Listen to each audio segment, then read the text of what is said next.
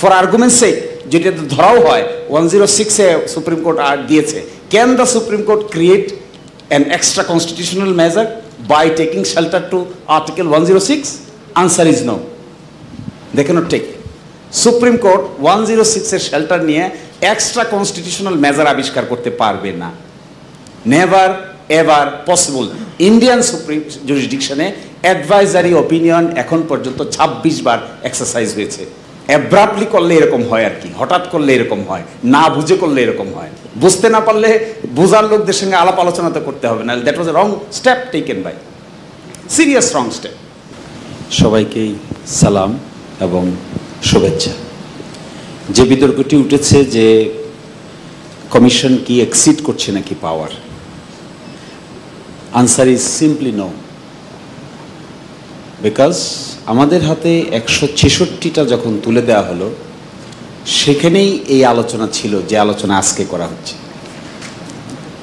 সেখানে বলা ছিল যে সংস্কারের সময়কাল ও বাস্তবায়নের উপর ঠিক চিহ্ন দিন। তার মধ্যে একটা অপশন ছিল নির্বাচন আগে অধ্যাদেশের মাধ্যমে, নির্বাচনের আগে গণভোটের মাধ্যমে, নির্বাচনের সময় গণভোটের মাধ্যমে, গণপরিষদ গঠনের মাধ্যমে, নির্বাচনের পরে সাংবিধানিক সংস্কারের মাধ্যমে, গণপরিষদ ও আইনসভা হিসেবে নির্বাচিত সংসদের মাধ্যমে। তাহলে এই প্রশ্ন এখন কেন উঠবে যে প্রধান উপদেষ্টার ম্যান্ডেটের বাইরে চলে গেছে? It is for the first document you supplied us. The Consensus Commission supplied us this document incorporating 166 points of reform. তার মধ্যে কিভাবে বাস্তবায়ন মেকানিজম হবে এটা আমাদেরকে তো প্রথম দিনই দেওয়া হয়েছে। সুতরাং প্রধান উপদেষ্টার কথার ম্যান্ডেটের বাইরে চলে গেছে, this question is at all not relevant. আজকে আর রেলেভেন্ট না, ইট ওয়াজ রেলেভেন্ট বিফোর 7-8 months ব্যাক। পরবর্তী প্রশ্ন, একটা জিনিস এখানে ভুল হচ্ছে, বড় ধরনের ভুল ইন মাই হাম্বল আন্ডারস্ট্যান্ডিং। যখন সরকার পালিয়ে গেল, 5 তারিখ গেল, 6 তারিখ গেল, 7 তারিখ গেল, 8 তারিখ তড়িঘড়ি করে আমরা একটা 106-এ একটা অ্যাডভাইজারি ওপিনিয়ন নিলাম। অল নোজ, যাদের কনস্টিটিউশনাল আন্ডারস্ট্যান্ডিং আছে, advisory opinion does not have any binding force. এইটার কোনো বাইন্ডিং ফোর্স নাই। বাংলাদেশের ইতিহাসে এখন পর্যন্ত 3টা অ্যাডভাইজারি ওপিনিয়ন হয়েছে।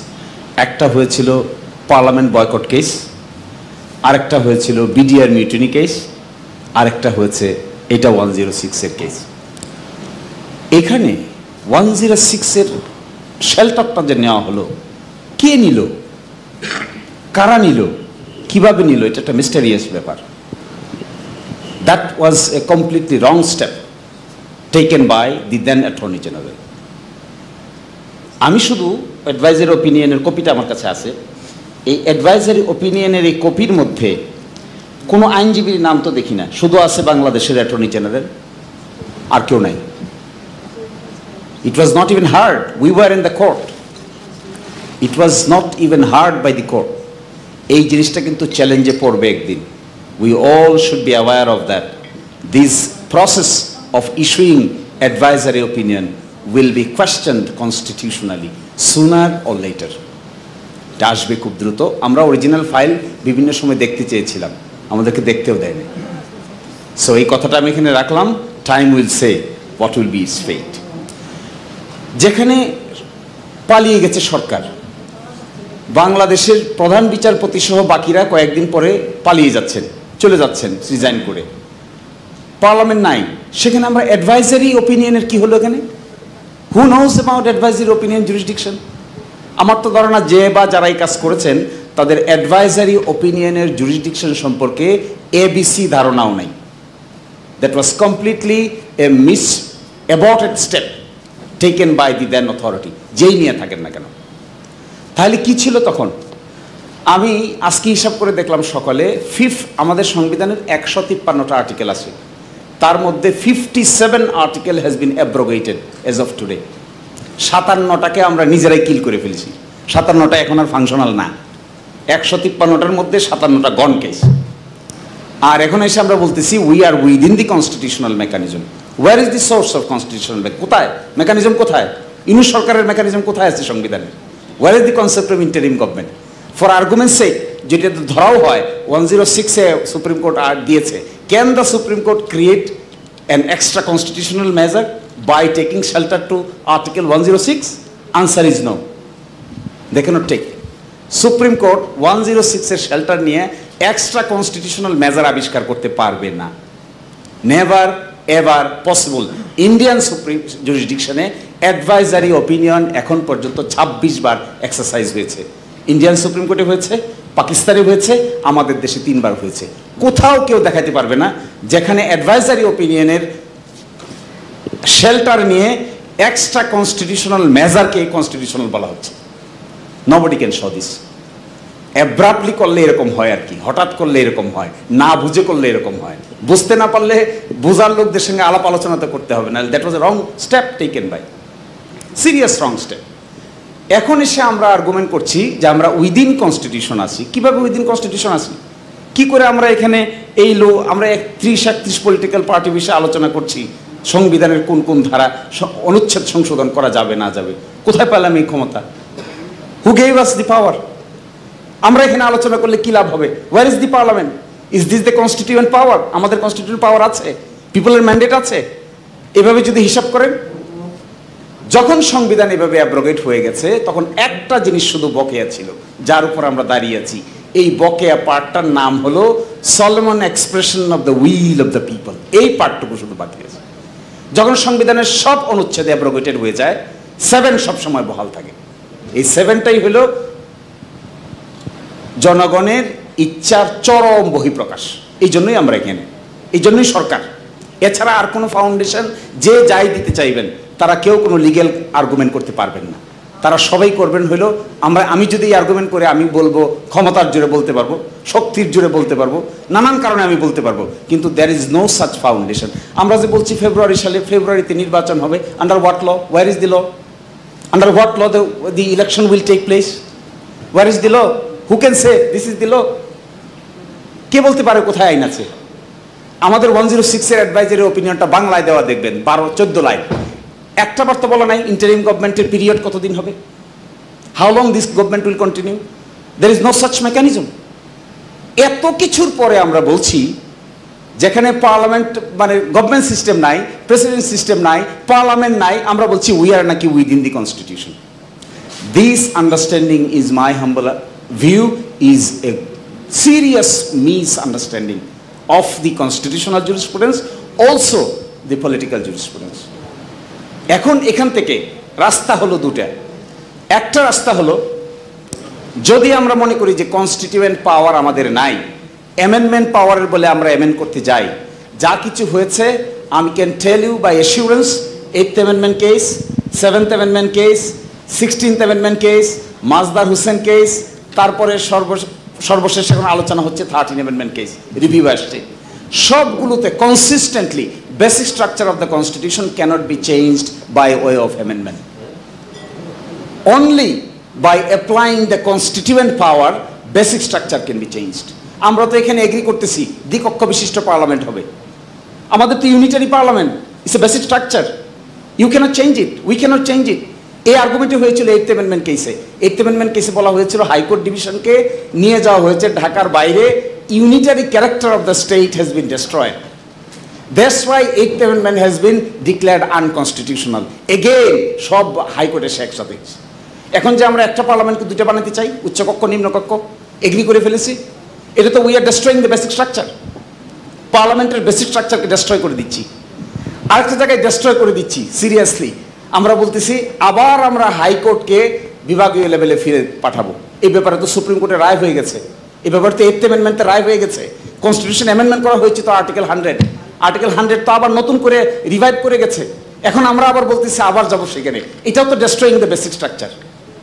এখন বেসিক স্ট্রাকচার ডেস্ট্রয় করে ফেলতে চাচ্ছি, কিন্তু আবার কনস্টিটিউয়েন্ট পাওয়ার অ্যাপ্লাই করতে চাই না, অ্যামেন্ডিং পাওয়ার করতে চাই। একটাও টিকবে না। আমি আপনাদেরকে ফর গডস সেক বলতে পারি, যেদিন আপনাদের যাদের বয়স হয়ে গেছে থাকবেন না, আমাদের যাদের মধ্য বয়স হয়ে গেছে আমরা থাকবো না, আর যারা এই রিভলিউশন ঘটাইছে তারাও সেদিন হয়তো মধ্যবয়সী থাকবে। সব কিছু উল্টে যাবে কনস্টিটিউশনাল জুরিসপ্রুডেন্স নিউ সার্কামস্টেন্সেসে, যদি না কনস্টিটিউয়েন্ট পাওয়ার অ্যাপ্লাই করার অপরচুনিটি বের করা না হয়। এই জন্য আমরা যে কথা বলছি, আমরা বলছি এখন হওয়া উচিত, আমাদের লজ্জা লাগতে পারে, আমরা কিন্তু কেউ সংবিধান সাসপেন্ড করার কথা বলছি না ইন ইটস টোটালিটি, এটা মিথ্যা, এটা ভুল ধারণা। আমরা যে প্রপোজাল দিচ্ছি সেই প্রপোজালে আমরা বলছি যে we do not want to suspend the constitution in its entirety. Then what we want what mister Shaheed president Zia Rahman did, আমরা এটা চাই। আমরা বলছি যে সমস্ত ব্যাপারে আমরা একমত হলাম, এই চার্টারে আমরা এটা বলবো যে এই সমস্ত ব্যাপারে সংবিধানের যে অংশগুলোর সঙ্গে সাংঘর্ষিক হবে, এই সাংঘর্ষিকের মধ্যে আমরা একমত হলাম বিষয়গুলো প্রাধান্য পাবে। That is what is our argument. তাহলে এটাও যদি বলতে না পারি, এত আলোচনা কি কারণে? কেন এটা প্রিভিলেন্স পাবে না? কেন আমরা দ্বিকক্ষ বিশিষ্ট পার্লামেন্ট গঠন করব না? এখন তো পার্লামেন্ট আছে এক কক্ষ বিশিষ্ট পার্লামেন্ট, আমরা এগ্রি করছি দ্বিকক্ষ বিশিষ্ট পার্লামেন্ট, আমরা বলছি উচ্চ কক্ষে 105 জন হবে, নিম্ন কক্ষে 300 জন হবে। এই সিস্টেমটাকে যাওয়ার জন্য আমরা কি করে যাব? এটা যদি না আমরা বলতে না পারি এই কথা যে এই বিষয়ে শুধুমাত্র, নট ইন ইটস এন্টায়ারিটি, সবটা তো আমরা বলতেছি না সাসপেন্ড হবে। শহীদ প্রেসিডেন্ট জিয়া রহমানের সময়ে, তার আগে মুশতাক সাহেবের আমলে, এরপরে এরশাদের আমলে কি হয়েছিল? সেখানে কনস্টিটিউশন ওয়ার্ডার নম্বর, দি প্রক্লামেশন ওয়ার্ডার নম্বর 1 1977, এর মাধ্যমে বাংলাদেশের সংবিধানে আমূল পরিবর্তন আনা হয়, যাকে আমরা absolute faith and trust in the almighty Allah দেখছি, socialism meaning economic and social justice দেখেছি। এগুলো সবই কিন্তু প্রক্লামেশন নম্বর 1 1977। সংবিধান তো পরিবর্তন করা হয়েছে প্রক্লামেশন দিয়ে। আমি আপনার একটু সময়ের দিকে মনোযোগ দিতে বলবো। আমি বুঝতে পারছি আপনার আর্গুমেন্টটা, না আপনি শেষ করুন, আমি এক্ষুনি আপনাকে if you could wrap it up quickly আর কি।